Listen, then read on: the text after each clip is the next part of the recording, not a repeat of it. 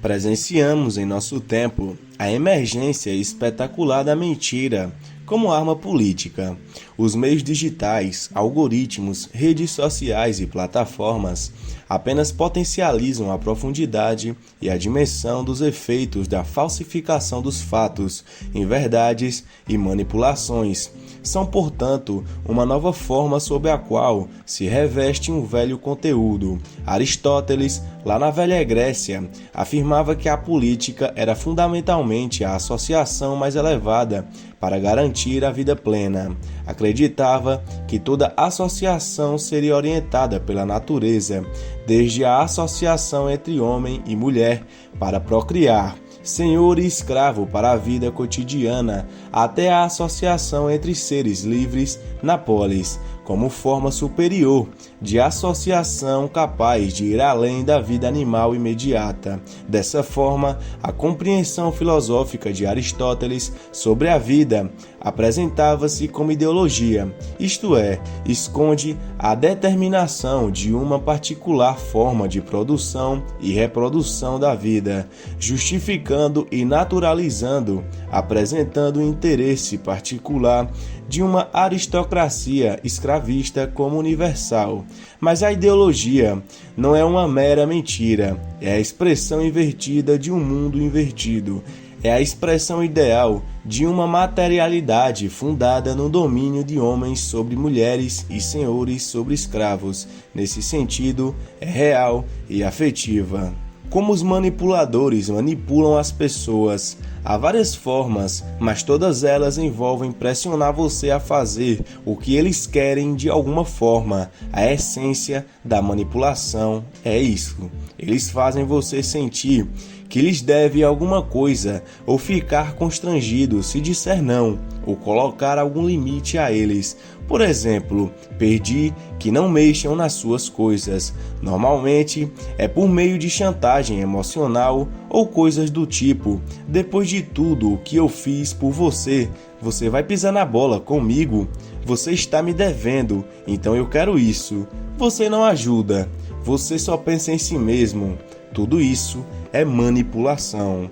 Quem costuma fazer essas coisas é um manipulador, uma pessoa de caráter duvidoso e que só quer explorar você. Enfim, é fácil perceber quando uma pessoa é desagradável e controladora. Geralmente são exigentes, pretensiosos, demonstram falta de empatia e não veem problemas em seus comportamentos. Muitas vezes, eles não têm consciência que são manipuladores, acreditam que estão apenas reivindicando o que é deles e os outros que estão errados, pois têm uma crença inconsciente de que as pessoas têm a obrigação de servi-los. Autoengano. Por isso, costumam desmerecer ou desvalorizar os outros, fazem comentários sarcásticos e, quando são confrontados ou não conseguem o que querem, ficam agressivos ou se fazem de vítimas. A estratégia que vem sendo usada por perfis falsos no Brasil e no mundo para influenciar a opinião pública nas redes sociais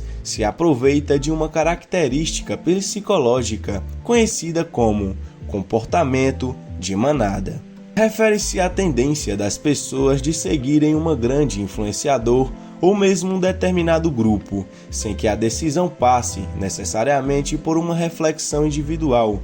Se muitas pessoas compartilham uma ideia, outras tendem a segui-la. É semelhante à escolha de um restaurante. Quando você não tem informação, você vê que um está vazio e que o outro tem 3 casais. Qual você escolhe? O que tem gente. Você escolhe porque acredita que, se os outros já escolheram, deve ter algum fundamento nisso. Em seu experimento, os pesquisadores chegaram à conclusão de que a influência estava também ligada a níveis de escolaridade. Quanto menor o nível, mais fácil era ser influenciado. Em 1967, em uma escola americana, um professor conduziu uma experiência interessante. Ele recriou por aproximadamente uma semana um ambiente nazifascista da Alemanha pouco antes da Segunda Guerra Mundial. O professor, popular e carismático, tinha cerca de 25 anos de idade, seus alunos aproximadamente 15 anos. O experimento, que teve início como uma brincadeira e com um pequeno número de alunos, foi encerrado com mais de 200 envolvidos. No primeiro dia, o professor abordou sobre disciplina, uma das características que marcou o período da Alemanha nazista. Colocou-a em prática e exigiu dos seus instruendos uma nova postura em sala, como sentar e andar corretamente e utilizar a forma adequada de tratá-lo. O professor estimulou ainda o silêncio, a obediência, o respeito e a pontualidade. Os alunos transformaram-se totalmente. Perguntavam e respondiam com maior frequência e estavam mais participativos, interessados. Aqueles que nunca falavam se tornaram mais falantes. Em consequência, o aprendizado como um todo melhorou. No momento seguinte, os alunos receberam informações sobre a comunidade e a força de que podiam ter e exercer. Foi criado um gesto de saudação entre eles. Passaram a se sentir pertencentes a uma comunidade e se reconheciam mais fortes. Outros estudantes perceberam a força do movimento e pediram para participar do grupo. No terceiro dia, foi criado um cartão de adesão. Alunos de outras classes pediram para se mudar para a sala de aula do professor. Alguns foram selecionados para vigiar os outros e fazer relatórios daqueles que desobedeciam às regras. Nas aulas, eram ministrados assuntos sobre demonstração da força pela ação e a importância da família do coletivo, da lealdade do trabalho. Percebeu-se melhora do rendimento dos estudantes, que se sentiam realizados. Aqueles que eram mais frágeis consideravam o movimento a razão de viver. Os que não eram solitários se dedicaram mais ao grupo.